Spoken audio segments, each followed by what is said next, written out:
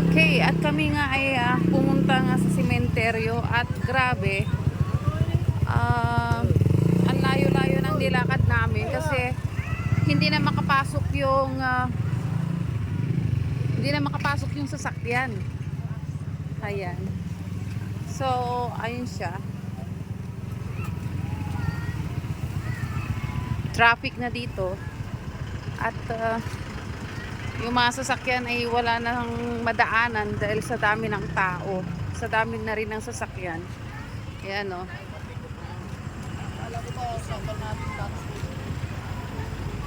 Hindi na kasi ito piyesta ng patay eh, piyesta ng buhay.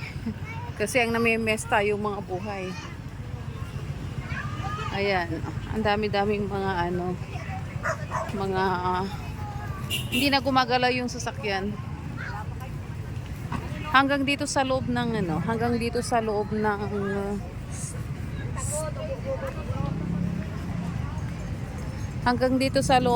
kwan ng sementeryo.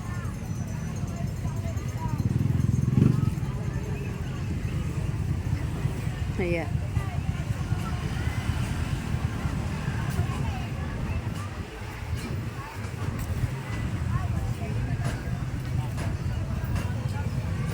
At hinahanap ko kung nasaan yung puntod namin. Sa dami ng tao, hindi ko na siya mahanap. Yan o.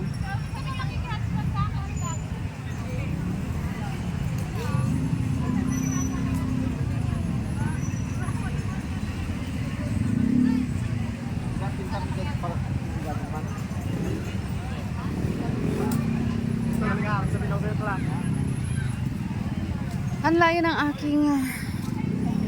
ng aking nilakad. Kasi hindi na makapasok yung dito. Hindi na makapasok yung sasakyan. Ayan.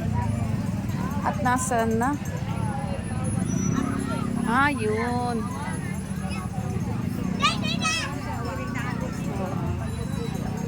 Okay.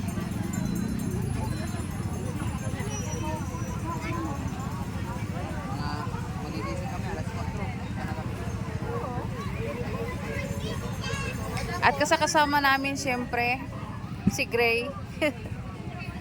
Andito siya sa kanyang bahay. Gray! Ayaw niya lumabas. Yan siya si Gray.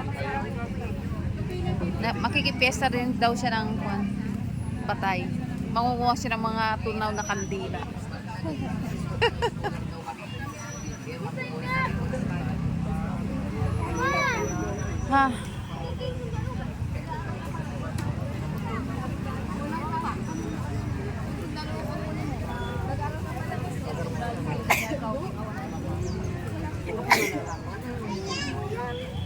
Aking pigara may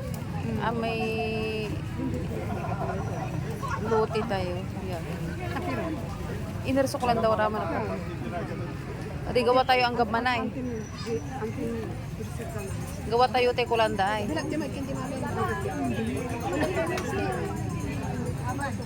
Kayo na ni-stay din.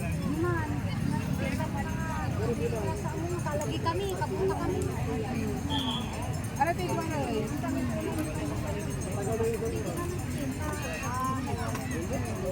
May nag-ano na ng kandila na. 100%.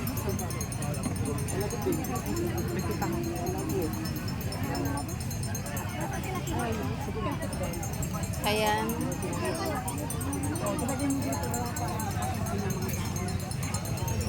Pumunta kami dito pero hindi na kami nagdala ng pagkain kasi makikikain na lang kami sa mga puntod dito.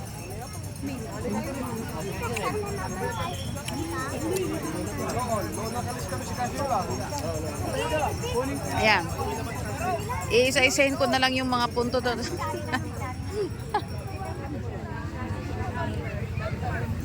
Bakit hindi mo pinuno? Ako lang dapat kakain nito.